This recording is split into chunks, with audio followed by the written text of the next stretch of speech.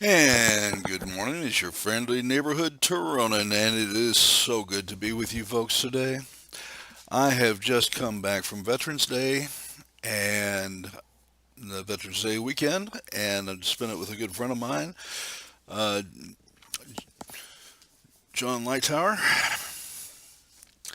a wonderful man, good friend of mine for many years, known him for over a decade, and a finer human being you will not meet. He and I went down to Fort Hood, Texas, and the home of the um, 1st Cavalry Division, and visited their wonderful museum. And I'll put some pictures up on my channel if you guys would like to look at it. And got to look at an M1 uh, A. I'm serious, M1 1E, which is the prototype just before they started putting 120 millimeter cannons on it. And that was so it was the successor to the M1A1, and actually got to go up and actually touch it. And there are not many times you can say you can go up to a piece of modern military equipment and just put your hands on it. He doesn't want you sitting on it or injuring yourself or anything stupid like that, but you actually get to see it up close and personal, and you can actually lay a hand on it, and that's can't tell you how nice it is that the military provides those kind of military museums for us to take a look at. Nevertheless, there we are. I wanted to put this up because this is the aircraft that, as it is fully upgraded, and I've done two previous videos of this, both in Tier 6 and Tier 7, and this is a wonderful aircraft.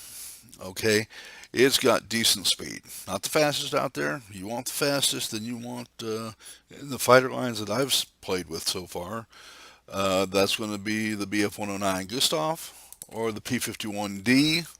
Of these, I think that this is the firepower is much better on this than it is on the G. Just to give you an overview of where things are at fully, and that's because of the failings of the M31 autocannon as a main armament. You can make this work, it's just not as comfortable. It's not as quite, I've personally found it not as effective, be that what it may. But what we're talking about today is the I-220, who does also, while it's not as fast, maneuverability is going to go right between the BF-109G at 855 and the airspeed on the Mustang, which is 799.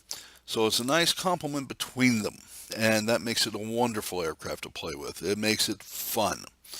And from the minute you put this aircraft on and you send it to battle, you just get a feeling that these high altitude maps where you find yourself playing the plateau, the two or three alpine maps, it just fits.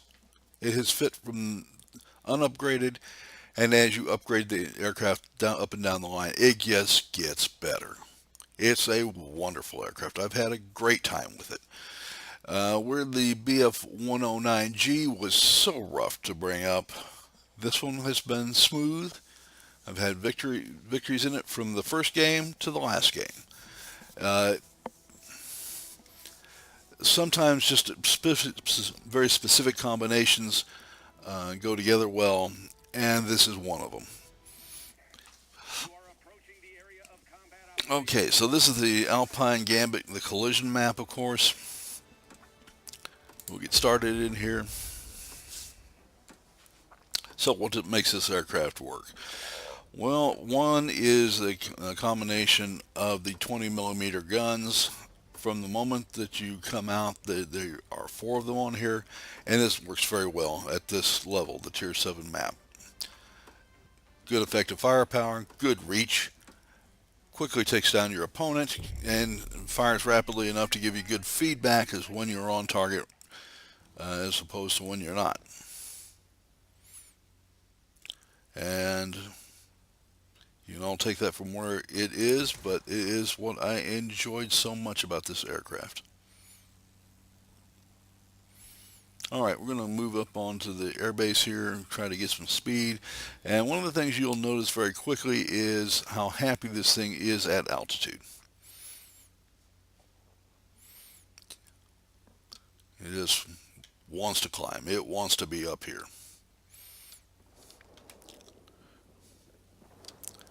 Boost gets it right up to where you want it to be. P-38Fs, which are so common in this map, are easily within reach.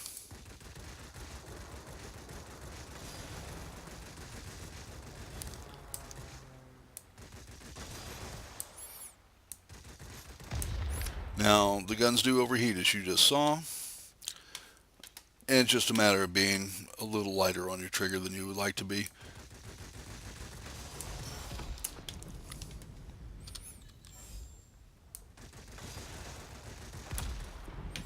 But you cannot complain about not having effective firepower. You have it.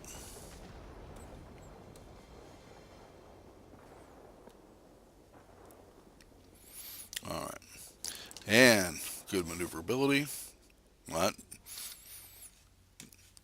A7M Rapu type of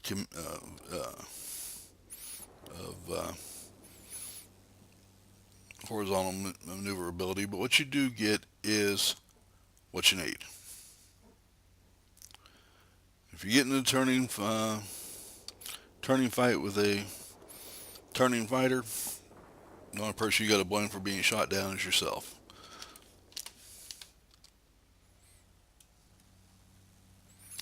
Alright, we're going to go after this aircraft just because we need to finish up the job here the way it should have been done. Should not have left the area until I made sure I got rid of the last of the aircraft. And there we go.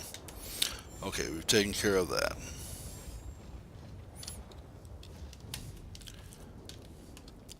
Not sure where these extra aircraft are coming from, but let's just go ahead and get them taken care of real quick. And again, you notice very quickly just how fast they're gone. A little touch up, boom, they explode. This is exactly what you want out of an aircraft at this tier. You do not have, this is a very competitive tier, and you've heard me say that about that before. Tier 7 is all about having to deal with things like this F7F. This thing has levels of firepower and speed that you just do not want to ever be in front of this thing at. I mean, ever. It will rip you out of the sky faster than you can blink.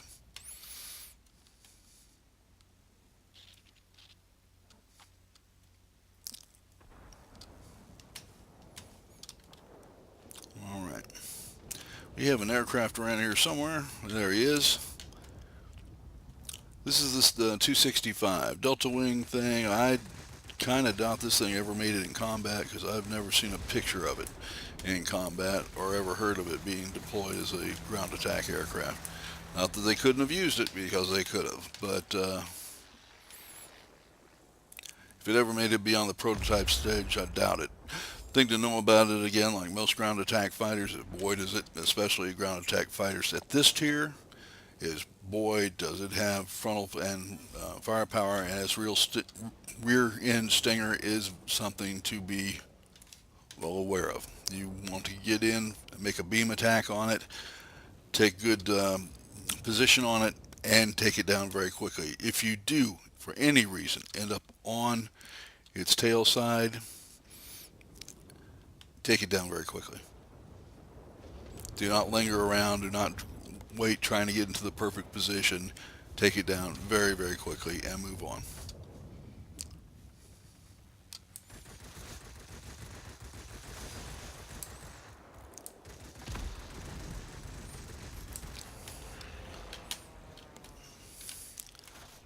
This is just not a map that you want to hang around taking opposition out. You want to get behind something, take it down very quickly, find your next target, and move right then. Again, this fellow thought he was going to take me down just that second, and darn near did. And in fact, he did do so. Of course, he took himself down right beside me, which I think is very considerate of him. Everybody give him a nice applause. Thank you. That, in all seriousness, I needed to pay a little more attention. I certainly got my aircraft and all that, but was it all necessary? No. And I see that one of my teammates has got himself in trouble here. Two of them. This is not good. Folks, you've heard me say this before. Say it again. You want to defend your teammates. And it's not because I'm Mr. Goody Two Shoes, but it just makes my life one hell of a lot easier when I've got lots of friends around doing their jobs and protecting my tail, as opposed to adding to my aerial count and losing when all those pilots are allowed to be destroyed are not there to help me and are not there when they all gang up on me. All right, so we had some success here. You can see why I'm in love with this aircraft. I have absolutely adored this aircraft. I don't think I've ever been in love with an aircraft like this, and that includes the P-51, which I adore. I do adore that aircraft, but this has been a great aircraft. And I know it's made up, but it fits in this arcade game. It fits. It does the job as nicely as anything in the game. Higher praise than that I don't give. This is a wonderful aircraft to spend your time with. If you're a historical purist and you just can't stand the idea of a prototype being reworked and worked into a game, then for God's sakes move on. But you're missing out on a lot of fun. And this is a lot of fun. This is by far not the best game I've had in this aircraft. Not even close. I've had 10, 11, 12 victories in this in a Tier 7 match where it's very tough. Okay? So, hope you enjoyed it. Hope you enjoyed the last of the I-220s. In all seriousness, I can't make more of these except maybe, go down a couple weeks down the line and revisit it or something. Maybe it's fun then and a little fresher. But it is a great deal of fun to play. I hope you've enjoyed your time with me on this video. Remember to like the video.